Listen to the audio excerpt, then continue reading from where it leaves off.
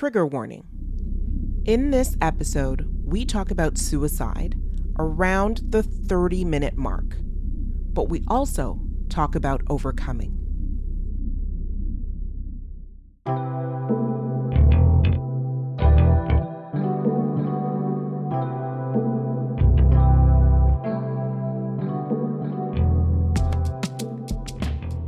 It is not enough to survive in this racialized world. We are learning together to thrive. This is Race, Health, and Happiness, and I'm Dr. O. My guest today is Trey Anthony, an award-winning writer, motivational speaker, adoption advocate, mother, and life coach. She was the first Black woman in Canada to have a television series in prime time on a major network. Her work includes the plays Da Kink in My Hair and How Black Mothers Say I Love You. Trey's life purpose is to empower women to live their best damn lives. In January 2021, she published a new book, Black Girl in Love with Herself. Trey, welcome to Race, Health, and Happiness.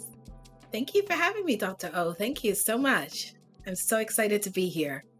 Yes, I'm excited to have you here. I mean, for me, I can say that I went to see the play Da Kink in My Hair as a young woman. I like to think of myself as still being a young woman, but years ago as a younger woman. And it was just so powerful to see our representation on stage, you know, and I was just talking, I had seen it with my cousin and I was talking to her the other day. So it really is quite the honor to be able to interview you for the podcast and to chat with you. And then, of course, the book, which we'll dive into, which I had the pleasure of reading as well, and I loved as well. Now, for this podcast, though, what we like to reflect on with our guests, just from like jump, is the essence of your gifts. And so the first question is always, what is your superpower?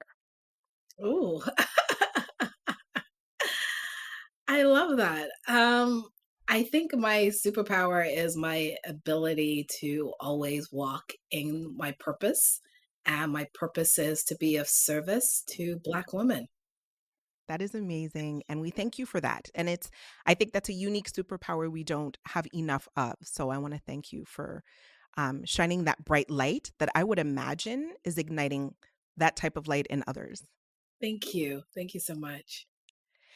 So in thinking about what you just said about your superpower, I wanted to know, what does it take to be an award-winning playwright and actress as a Black woman in North America? Great question. I definitely believe it takes a level of super audacity, right? Right. It takes a real big sense of knowing yourself, being able to say, even if people tell you no, like to do this stuff for yourself, your damn self, and just to know that mainstream media or the people who quote unquote are in power are not the people who you have to get a yes from at all times, right? And they don't always have to be the person who gives you the check mark by your name, right? Like you decide how you're going to show up in the world and what is of uttermost importance to you. And so for me, that's how I walk through the world of like, it doesn't matter who pats me on the back. I know that I'm spiritually led. I know who my audience is. I know who I want to serve. And I have this level of audacity that I walk through the world in kind of like, yeah, I could do that. And I'm going to do it really great. And I'm going to do it really well. And I should be doing it. And I don't care who tells me that I shouldn't be. I'm going to do it. And I think, I always say to a lot of the mentees that I mentor, I always say, You got to be a little bit Kanye. You got to be a little Kanye and a little bit of a mediocre white guy, right? That's how you need to walk through the world, because they always believe they can do it. Like, Kanye says, I'm the best damn rapper in the world. A mediocre white guy thinks he's the best at everything he does.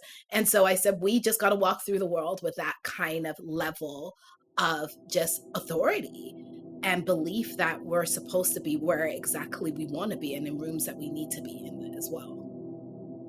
Pause. The term mediocre white man may sound harsh to some and maybe not harsh enough to others.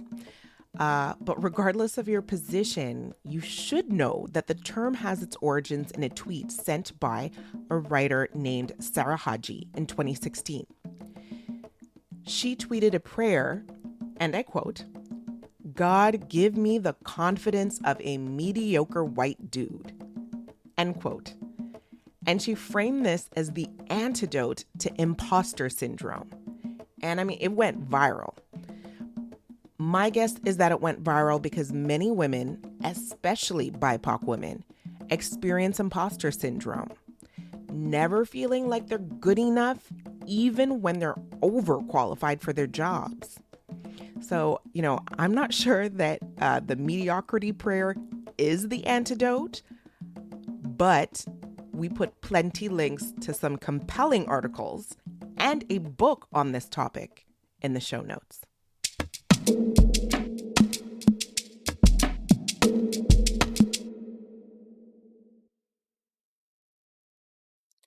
I think that's such a powerful statement, because we live during a time, we had Kika Ojo-Thompson, who's a equity, diversity, and inclusion specialist, and she really talked about misogyny noire, right? The special type of the intersection of racism and sexism that we face as Black women. Definitely. And so being able to walk in your own power, I think certainly, Kanye has perhaps mastered that. But where you say the mediocre, it's the average white man who will just feel comfortable walking in his own power, because the world has been made, or the world as we live it in North America was created by people who look like him for people who look like him, right?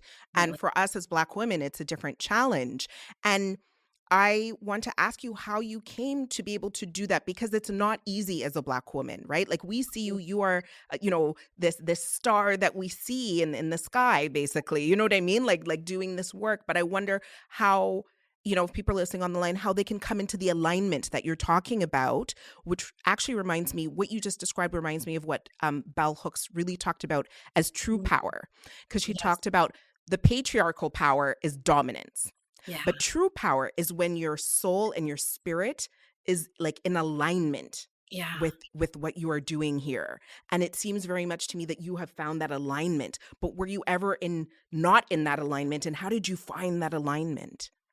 That's a great question, Dr. O. For myself, I truly do believe that I've always been in it, but there are moments when I come out of it, definitely. Okay. And I think, I had a grandmother, I talk about it in my book, Black Girl in Love with Herself. I had a grandmother who used to always say to me, her nickname for me was "You're special." She called me special. And she would always say, "You be a leader, not a follower." My grandmother was also very, very superstitious. And so from the day I was born, I had like 3 gray hairs in my head. And so my grandmother used to always say, "God has marked you. You are God's messenger." So being a little child, I never questioned that. Like, I always was like, God has marked me and I'm a messenger of God. And it's only now that I look back, I was like, maybe that was a little bit superstitious, but it was the message that played over and over in my head as I walked through the world, that I always used to be like, the only person I need to be on a message with is me and God, because I'm God's messenger. So I've always been very spiritual. I've always had that belief. But going back to your question, there have been times, and I think especially as a younger woman, when I was in my 20s, where I questioned a lot of things. I didn't have that same level of just surety in myself, right? Because I would question, especially when people told me someone like me couldn't do X, Y, and Z. So I had moments when I slipped out of that and I wasn't in alignment as I should be.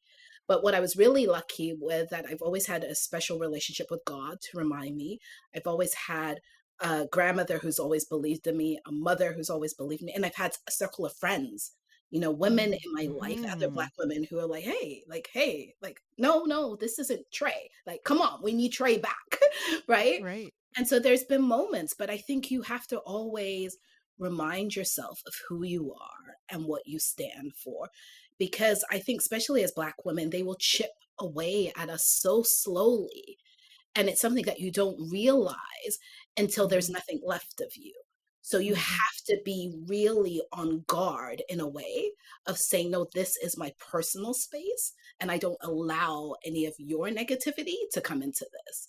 Right. So that is something that I constantly remind myself of. And I think prayer and meditation keeps me in those special places of alignment at all times. And I find anytime I'm off, it's because I haven't been practicing. I haven't been actually sitting down in silence. I haven't actually been meditating. I haven't actually been having conversations with God and the universe to kind of say, where do I need to go? What do I need to say to who? And what do you want me to be doing at this given moment? And I think that that's it. What it's taking that time, right, to listen to the inner Yeah. self. I love that because, I think sometimes people say they want to do something and find themselves, but I've heard lots of, elders and scholars say, no, like you don't need to find yourself. It's there. It's just you're distracted in this society. So you need to sit in silence, but it's there. It's not somewhere else. You don't have to go look for yourself. It's right It's there. there, It's but there. you're Yeah. not ignore yeah. It's right there. Yeah. So I like that. You were born in alignment, but there are situations in the society that created Mhm. misalignment. And I think that is one of the things. I mean, you talk about those moments in your book, of all types of either misalignment or maybe it was alignment, but you interpreted as Mm. misalignment, right? Some of the challenges and difficulties. And so in Black Girl in Love with Herself, Mhm. um, you detail, what you describe as at least your mistakes or mishaps, Mhm. um, and your struggles, and how you overcame them. So it's a really, really honest book about overcoming. Mhm. But where we decide to talk about these situations, that's a type of vulnerability, right? So that's different than alignment. This is a sharing, and there's vulnerability with that. And so there's two parts to the vulnerability I want to dive into, but the first part of the vulnerability I want to dive into is in the context of also you're talking about meditation and keeping self-care, right? Like the inner self. But how do you protect that inner self, engage in that self-care while sharing these stories? I mean, particularly Mhm. with the media, right? There might be things that are traumatic you have to say over and over. Like how do you do that? It's funny, when I wrote the book, I knew the book was about healing and that I had to share in a way that made sense to me, that felt vulnerable, that felt raw, because I wanted women to know that they weren't alone. So the book touches on, our mental health, depression, suicide, incest, sexuality, our relationships with our mothers, colorism, all of those things, right? And so I had to be very open and vulnerable. It also talked about a very devastating part in my life where I broke up with my partner, not broke up, I was dumped, right? And I had a 2-week-old baby. I was given less than 10 days to leave the apartment that we shared. We were going into a pandemic. I was stressed about money, all of those things. And it's funny that I recognize, of course, especially with the media, the things that they want to focus on, right, are the Mhm. things that are the most traumatic and the things Yes. which are definitely newsworthy that they can dig into. But I was watching an interview, and this is what really made sense to me. And it was just about, but when I was in the middle of starting the press tour for this book, and I was watching an interview with Tina Turner, and she was being interviewed by Oprah, and she said, people always want me to go back to being Ike and Tina, and they always want to talk about the abuse that Mhm. Ike did to me. And she goes, and but my life is so much more than that. But that is where they always want me to start. And she said, for many years, I used to really accommodate that request. And then I Mhm. realized it wasn't helping me. as me moving forward and as me honoring where I am now. And so she said, I no longer talk about that.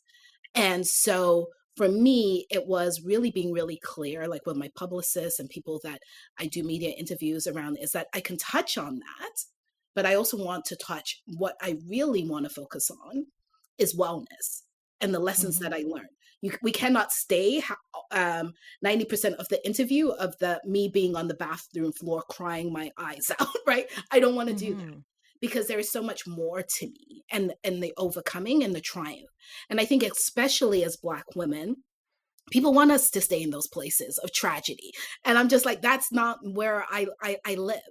I had a tragic moment and I'm sure I'm going to have more, but that's not where I live at this given moment. And I want to make sure if there's women who are in that spot, living in that moment of tragedy, that they know that there's also that this too shall pass. And so for me, that was really important. And also just really sometimes there was, just now, I just booked off an entire week next week because I was like, I recognize I'm tired. I recognize that, I've been talking a lot about some of the traumas and it's triggering to me. So I also recognize when I need to say enough is enough and I need to take some time for myself and be able to put those boundaries in place to say, this is what wellness looks like for me. And to know that it's okay for me not to show up for everybody at all times, right? Like you have to be really protective. I think especially for someone like me who has depression, I'm very aware of my triggers. I'm very aware of when I'm feeling burnt out. I'm very aware when I haven't been resting, when I'm feeling tired, when I'm down in those dark, quote unquote, dark places, or they're starting to creep up where I go, we need to take a break. That is so insightful and I think difficult for people to do. I think people feel obligated to perform, especially when mainstream society or the media is asking things. And you said even Tina felt the need to like show up in that way, but then be left emptied in that way. And I think you raise a good point around what we call the trauma voyeurism of mainstream society, particularly when it comes to Black or BIPOC bodies, right? That is the story. It's like, let us watch the trauma, let us watch you bleed, but still not really understand your full humanity, which is what part of the wellness journey that you're describing, right? As a full human being, right? And I think that's really difficult, but I like the way that you've said you've managed that. And I think there's a lot of learnings in there because it's not just about completely resisting and saying you're not going to speak to anybody at all anymore. Like just read the book and, and slam the door. But engaging, but creating those boundaries and then taking breaks for yourself, to refill your cup. So I think those are things that I do want listeners to take with them because after the death of the murder of George Floyd and the vicarious traumatization that came from that, I know that so many, at least in medicine, so many learners across the country came to me and they said, were saying to me, my school is asking me to talk about my experiences of racism. And I was like, nope. Unless you've processed that, unless they're going to give you a therapist, unless, you know what I mean? Like you really need to think very carefully about what you're saying and why and what the outcome would be. Pause. Technically, trauma voyeurism is a fascination with distressing images and videos that showcase someone's suffering. This is most common in the context of videos on social media like the murder of George Floyd. But many use this term to describe when Black and other racialized people are asked to tell their stories of racism to a predominantly white audience of onlookers. If you're a student or an employee asked to do this in your workplace in a public setting, be careful. If you've not emotionally processed the incident, it can re-traumatize you, as well as other marginalized people in the audience. According to Boston-based educator and writer Shia Martin, when we do this, we're actually centering whiteness.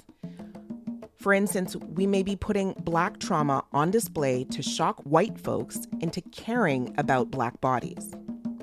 She says, relying on the consumption of trauma to evoke empathy is not sustainable for our work towards liberation. And I wholeheartedly agree.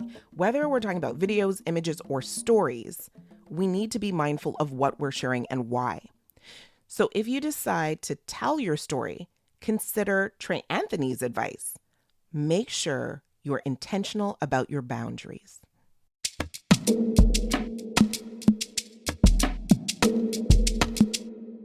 I love what you said about keeping the boundaries, but I still really appreciate so much in the book. And in fact, so full disclosure, I read the audiobook, which I love that you read yourself. So it's Yeah. in your voice, and when the Jamaican accent comes in and everything, I love that you. Yes. It's so much fun recording the audiobook. And what I love is the bonus interview with my mother and sister at the end of the book that people always love in the audiobook. So yeah, you get a bit extra in the audio version. Yes. Yes.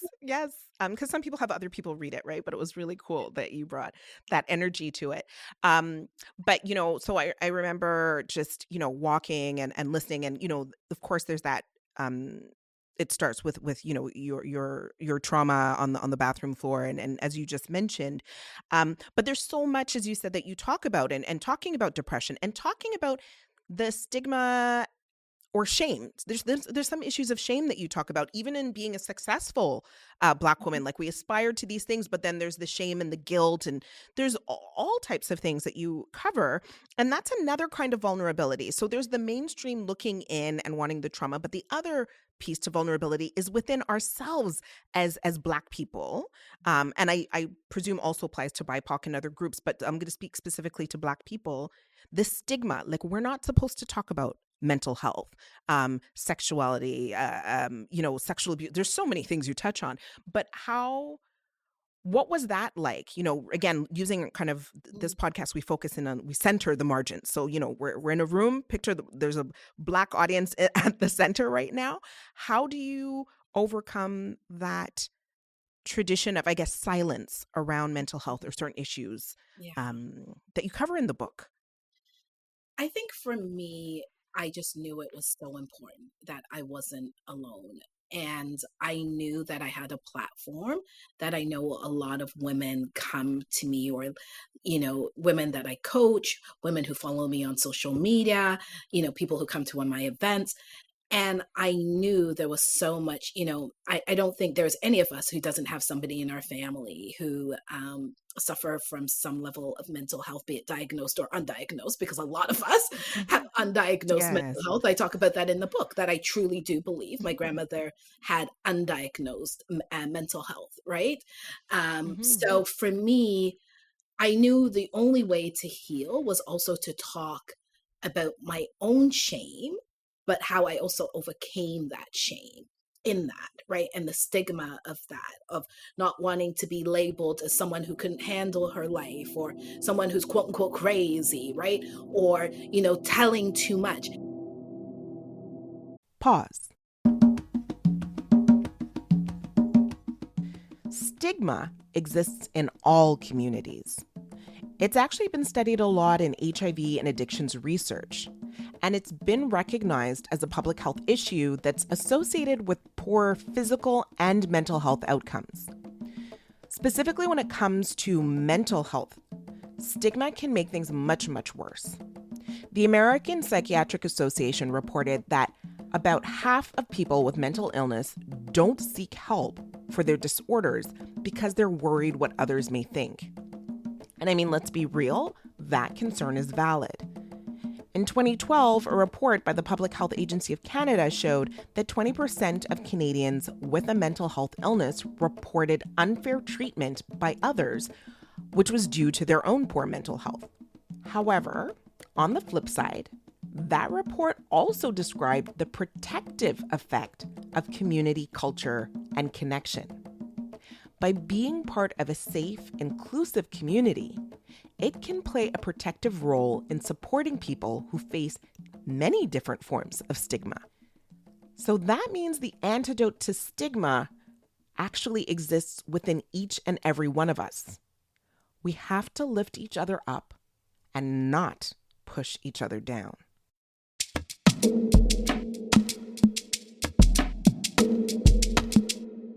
And I think, like one of the chapters is like called Talk the Tings, right?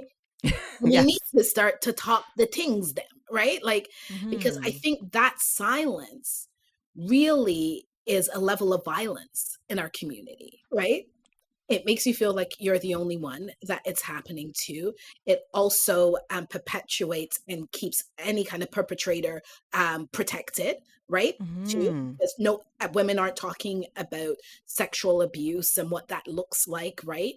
And for me, it was just like I needed to talk about these things because I wanted to free not only myself but other women. And I can't tell you, like, I get anywhere between 5 to 10 emails per day from women who are like, I read your book. It's a book I didn't know that I needed to read.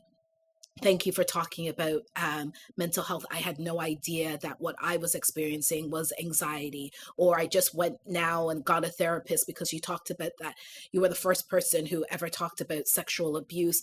And now I know that is something that I need to be dealing with, or, I haven't spoken to my mother in 10 years because of blah, blah, blah. Reading your book has really helped me to come to peace around certain things with my relationship with my mother, or, successful women who are at the height of their careers and feel this level of success guilt, which I talk about. I talk about in the book how I recognized when I was filming the TV show that I was making a salary per month that I don't think my grandmother made in 2 years of working, right? And I was very Right. aware of Yeah. that.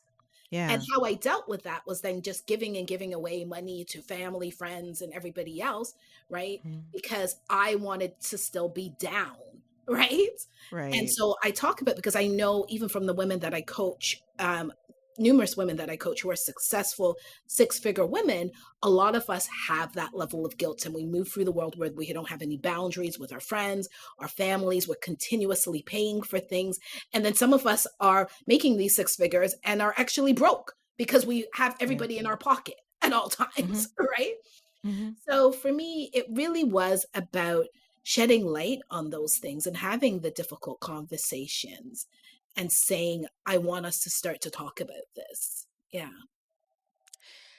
Yeah, and I think I mean you even talk about how you have noticed the more that you're able to do that, the more people are again, it ignites their own light and they're able to share themselves.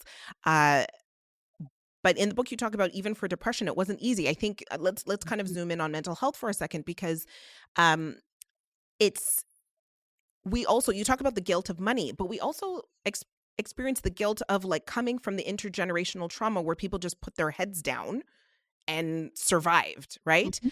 um and so do you want to talk a little bit about how that also has shifted, or how that shifted for you, and realizing that it's not just that we can just follow that model of your grandmother or your mother to just push through and not get that help. Yeah. In the book, I talk about my own realization that I had no idea that I was suffering from depression or I was depressed. And I talk about how I knew, and I knew something was going on, but Mm. again, did not recognize it. I was crying every day. I felt tired all of the time. I felt like I had like a 5-second delay in response to people asking me things. My brain felt Mhm. really muddled. I couldn't sleep at night. My brain was just racing, racing, racing. I just felt like I was walking through mud. That's the only way to describe it, like a thick Mm. mud at all times. And then I had all of these really dark thoughts at times of like, oh, like you're stupid. Why are you here? You shouldn't be here. You don't deserve to be living. All of these things were going on at all times in my mind. And the irony of it, and I talk about it in Black Girl in Love with Herself, where I was interviewing a Black psychiatrist about Black women and mental health. And her exact words, and I wrote it word to word, she said, Black women half of the time don't know that they actually have depression. They think that they're failing. And by the time we go and seek help, our symptoms are 7 to 10 times worse than our white counterparts because we just do not seek help, right? Right. And then she was listing all of the things that give you signs of depression. And one of them was, like not Mhm. sleeping, feeling irritated, having dark suicidal thoughts, feeling like you I list all of them in the book. And as I'm Mhm. writing them, I was like, oh my God, I have that. I have that. I have that. I have that. Oh, And no. I got off the phone and I ran downstairs to my mother. And I talk about this in the book. I said, Mom, I think I'm depressed. And she said, of course you're depressed. Everybody knows that, but you'll get over it. And Right, that was yes. true story, true story, right? No, I remember that, yeah. And I realize that has been something that has been told to us all of the time, that we will get over it, that we will manage. Yes. And the examples that we have are our mothers and grandmothers who just got through it. And for me, I realized it wasn't enough for me to get through it. I really was at one of the lowest points in my life. And that was the only reason why I sought help. And to be really honest with you, Dr. O, I don't think if I didn't have my son, I would have sought help. But what came to me was, Mhm. I was like, your son deserves to have a well mother, because I know what it's like to be mothered by someone who's not emotionally well, right? And I was like, Mhm. he deserves something more than this, and God bless my mother and my grandmother. They have been the best women in my life, but they didn't have the resources that I had. They didn't have the That's education right. that I had. And so why do I have to get through my emotional well-being in the exact same way that they did? And so for me, I was just like, no, the cycle ends here. I need to seek help. And that's how I decided to seek help, because I knew that I didn't want to continue this stigma or shame or messaging around, we just get through it. You put your head down and we get through it, and Mhm. you'll get over it. No, this was more than something that I wanted to get over. I actually wanted to thrive. I wanted to thrive in my life, and I wanted to be the best kind of That's mother it. that looked like mirrored wellness back to my child. I think you captured it right there. I think for the generations before us, it was survival, and Yeah, we respect and honor that. They had to survive because exactly. the resources weren't available and the context for us, but now we can aspire Yeah. to thrive. Yes. And I think, as you've said, that that's key. It reminds me of what the previous executive director of Women's Health and Women's Hands. It's a clinic here for Black and racialized women, and we were talking about HIV and all different types of stigma. But she was like, yes, there's all these risk factors that people list, but she's like, silence is what's killing us, Yeah. right? Whether it's HIV or cancer or mental health, right? She's like, silence is the killer. Mhm. And I remember, that was years ago, but it stayed with me. And in the book, you talk about, realizing the depression, but I think the next phase of medications was Mhm. still another, Oh, yeah. hurdle. Am I correct in that? Am I remembering Very correctly? true. Like after I got diagnosed with depression, and one of the things the doctor said to me, and I write about it in the book, was the doctor said, "You have had a traumatic breakup. You've moved from one state to another. You've actually moved twice in 1 year. Mm. You are a brand new mom. You're going through a pandemic. You are worried about money because all of your financial shows and everything are getting canceled, right?" And he said, one of these things would be considered trauma. You are going through five of these things all at Mhm. once. And you did not think that you should be seeking help. And he said, why wouldn't you? And I said, because I thought I could manage. And I knew that was something that we as Black women, we get that messaging all of the time. I didn't even want to Mhm. label what I was going through as trauma. Those words would not come Mhm. out of my mouth until I started to really be invested in my well being. And I could say, I'm actually going through trauma. This is trauma. This is traumatic. Right. And then, even when I got the medication, they sent it through the mail. And I was so embarrassed and so shamed about it. And I was still so conflicted. And it sat on my counter for 5 days before I even decided to take it. And even as I took my medication, I think for about 6 weeks. I didn't tell anybody I was on medication. I Mm-hmm. noticed a difference within a month. It was just kind of like a light came on in a very dark room. And it wasn't until, and I write about this experience in the book, where one night my son, who usually gets up about 6:30 in the morning, got up one night about 3:30, and I was like, oh my God, I gotta get up and feed this kid. And I kind of begrudgingly got out of bed because this kid would not stop crying. And I went downstairs and I went to feed him. And as we do when you're feeding and you're tired, I just kind of started scrolling through Facebook, right? And as I'm on Facebook, I got this, that notification where they say somebody is live on Facebook. And I noticed it was a friend who was doing a live at like 3:30 in the morning. And I was like, what are they doing at 3:30 in the morning doing a live? And I clicked on it. And it took me a moment to realize, because my friend was there crying and really incoherent and just kind of ranting and raving. And then finally it clicked to me that this person was using a Facebook Live as a suicidal goodbye. They basically were saying, I'm gone, I'm done, I want to say goodbye, blah, blah, blah. And I was the only person in the live with them, Oh right? my And God. so imagine this, I have a baby in my hand and I have a phone, and a friend is basically saying, I'm going now to kill myself. So I'm typing away, going, don't do this, don't do this. And I remember saying in that message to them, I said, I know how this feels. And I know you think you have nothing to live for. Trust me, I've been there. And they clicked off. They stopped the Facebook Live, and I immediately went into action. I called the police in Toronto. I was in Atlanta. I again called other friends, mutual friends we had. And to be really honest, I thank God that that I was up that day, because I would have missed it if my son didn't get up. And they were able to find my friend, and my friend was then put into hospital. And a few Wow. days later, we connected, and they had said that they were on medication for depression. They never told anybody. And they stopped taking their medication because they felt shame. And I was talking to them and I said, I'm on medication for depression.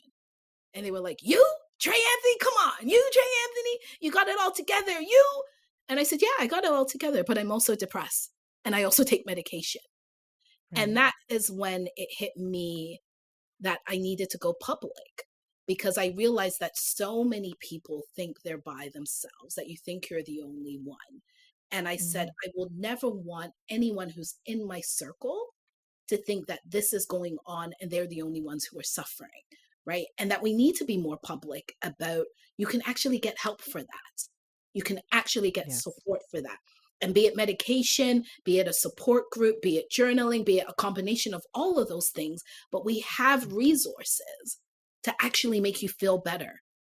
And there's no shame in that.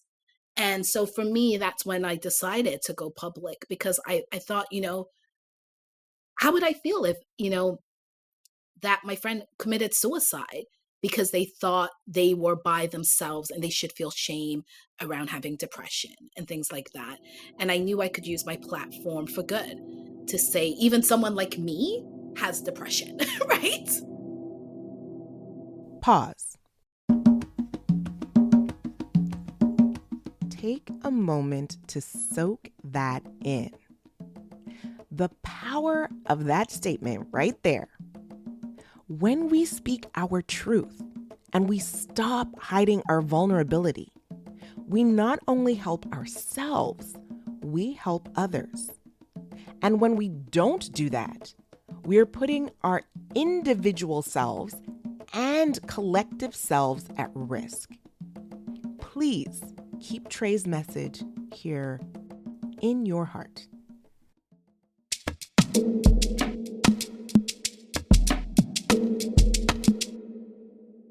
I think that's so powerful. And I think in this moment actually just dawned on me the intersection of many things. So there's these stereotypes that we kind of embrace, like the strong Black woman, which is an intentional stereotype that came through particularly American history, right? So that it was kind of an excuse for the abuse that we experience. And so it's, you're the strong Black woman, and you're different, and you know what I mean? Different from other women. We're not allowed to be tender and need that care. We're strong. So we can carry everything like an ox, but then the mistress is in the house and she needs to be complacent and soft, because women are dainty and soft. So that suits that. But we are strong Black women. But also the fact that the media and television play a role in creating these stereotypes and perpetuating them, and then your role in that industry, right, and being able to flip it. And Yes. so it really is important for us to think critically about these stereotypes, how we need to either reject them Mhm. or not worry about them, because then there's some stereotypes which we've gotten again through the media that we have learned to try to avoid by any means necessary. And the one stereotype, because we embrace the strong Black woman, but the stereotype we try to always avoid is the angry Black woman, which interesting, or intertwined, I I agree. suppose, but we should never be angry, right? So we can take everything but keep quiet, keep going, Mhm. like, like the ox. And so I'm curious about, like, your perspective on stereotypes that are directed towards Black women, um, in particular the angry Black women. How we can stand up for ourselves without coming across as that stereotype, or what do we do with that stereotype Mhm. that's always in the back of our minds? How do you maneuver Yeah. that one? I feel if there's anybody who should be angry, it should be us. We have a lot to be angry about. We really do, right? But I think in that is we need to, I do believe that anger is really grief that Mm, has nowhere mhm, to go, right? And I feel every time I felt angry about something, it really is I've either been grieving not being mm, mhm, chosen, right? Not being seen, not value hasn't been placed on me, not feeling supported, and that shows up mhm. in anger. And so for me, I always sit down with myself and I talk to myself really and truly. And it's something that I've only implemented, I would say maybe in the last 2 or 3 years. And it's because I've had a son, a child. I talk to myself the way I would talk, I wanted somebody to talk to me Yeah. as a little girl. Right. And sometimes I'm like, what is this that you're feeling? Like, what's going on? What is this about? Like, why are you angry? What is going on for you? And it's the same way, like with my son, I sometimes say to him, he's about to turn 2 and the terrible twos happen way too quickly, right? And sometimes I say to Yes. him, use your words. What are you feeling? What's Mhm. going on for you? And that is the exact same language that I speak to myself. And I think as women, I think it's Audre Lorde. There's a quote in the book I said where Audre Lorde says, the one thing that we have forgotten is how to be tender with ourselves and each other for Yes. the love of Black women. And that's one of my favorite quotes because I recognize that I sometimes am the hardest on myself more than anyone else. And I flip that now and I've become so much more tender with myself.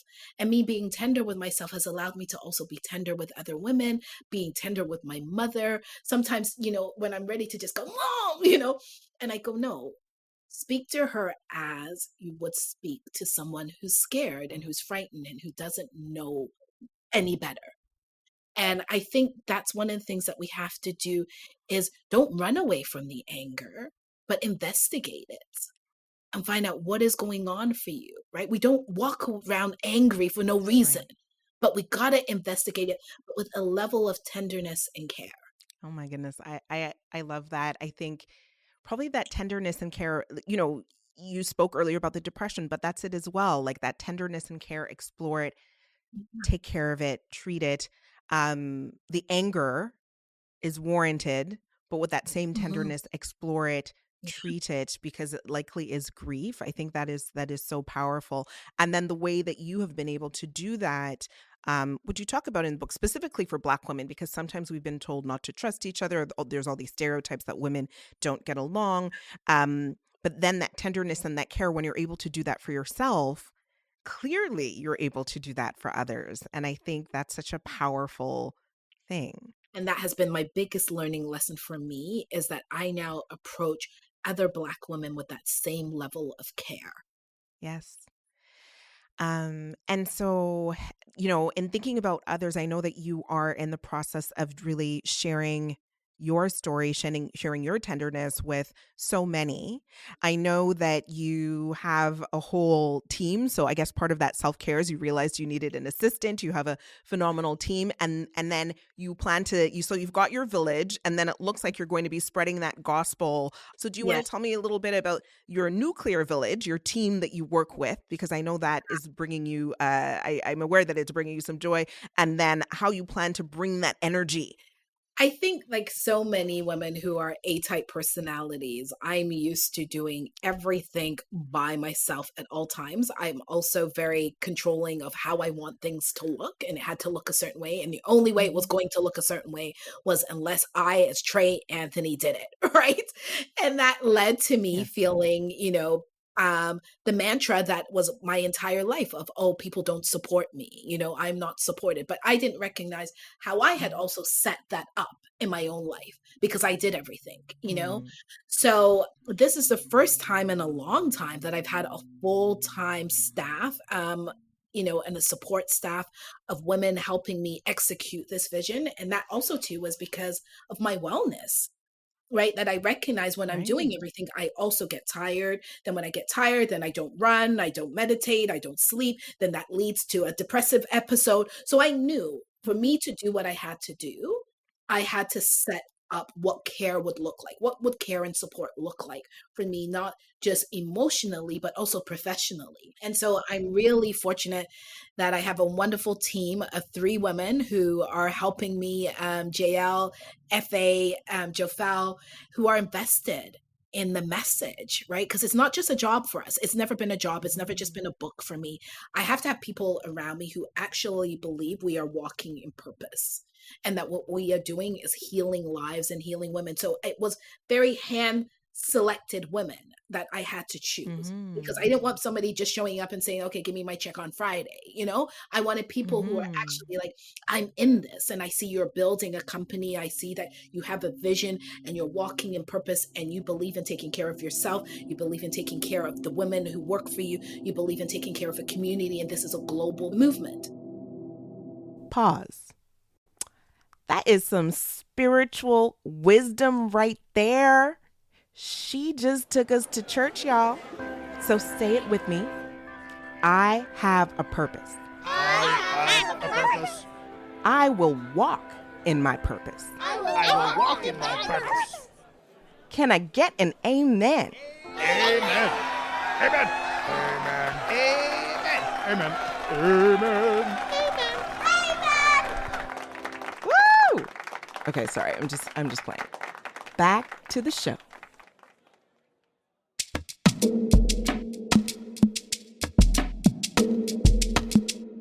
And so I have these amazing women who are doing it, right?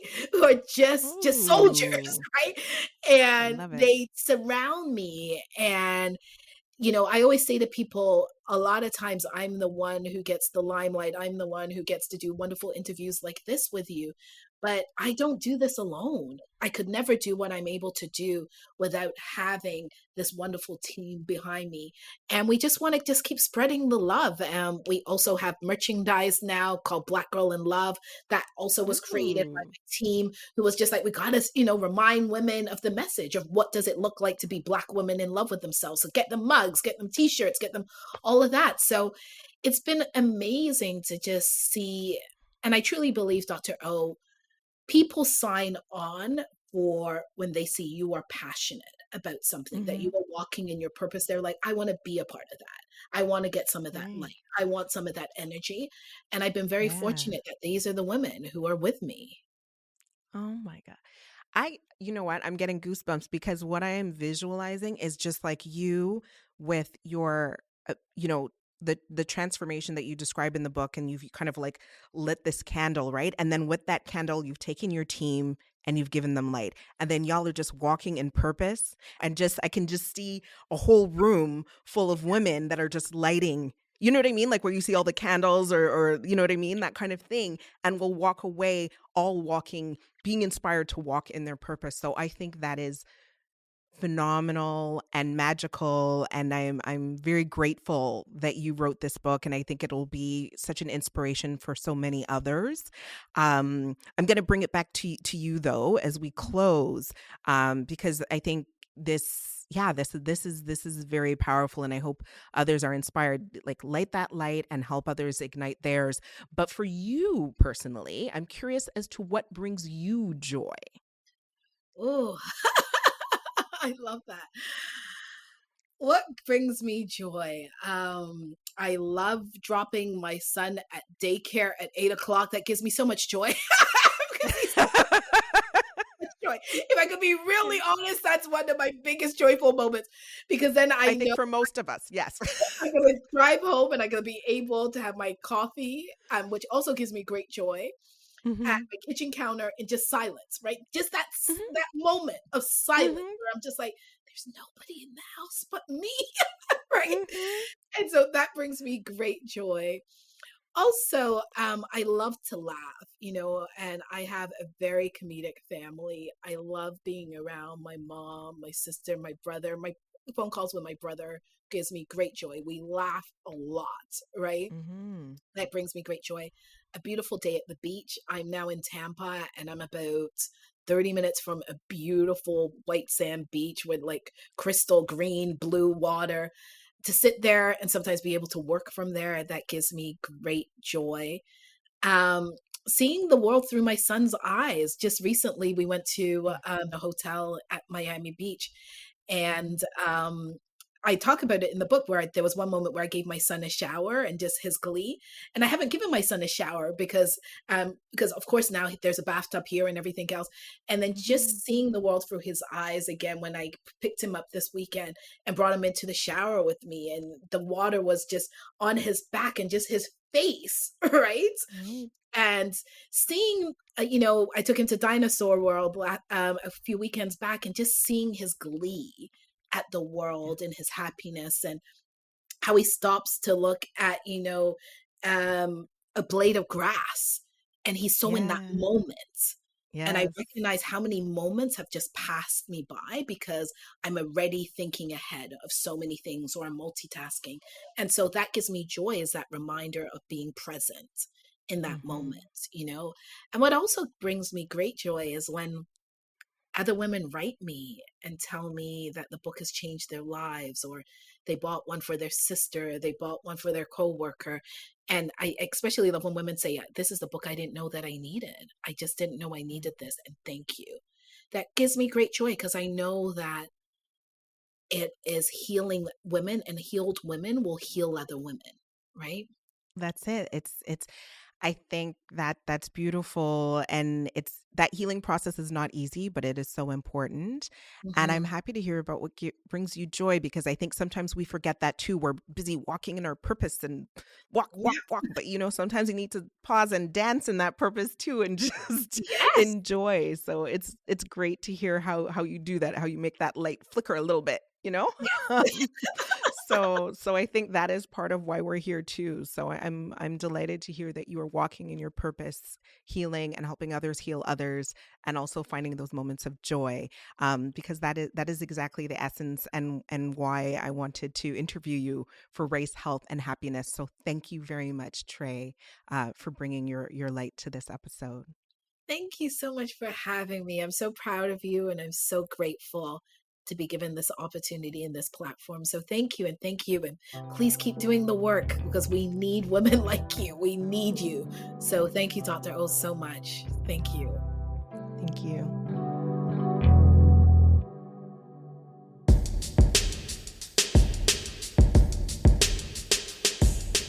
The Race, Health, and Happiness podcast was created by Dr. Onye Norum, and she's our host. The show is produced, edited, and engineered by yours truly, Dr. Carl Cabasel. Our technical producer is Obadiah George. Our showrunner is Cam, and JL Joseph is associate producer. Promotions coordinator is Jordan Gibson. Social media coordinator is Efwa Mfojo. And Javiera Gutierrez Duran is our logistics coordinator. Awit Siem is our business manager, and Tamika E. Latibaudiere is our research consultant. Additional support from Latoya Powell, our special production consultant. The RHH theme song is composed and performed by Gold Keys. That's Gold Keys, all one word, ending with a Z. And graphic design is handled by Veronica Ng. Do you have questions, feedback, ideas to share? We would love to hear from you. You can connect with us on Instagram and Twitter at RaceHealth&Happy, and check out the show notes for research that was referenced in this episode, as well as other bonus material. Our website is RaceHealth&Happiness.com. Thank you for listening to Race, Health, and Happiness, and please subscribe to us anywhere you get your favorite podcasts. I'm Dr. Carl Cabasel, and we'll talk with you soon.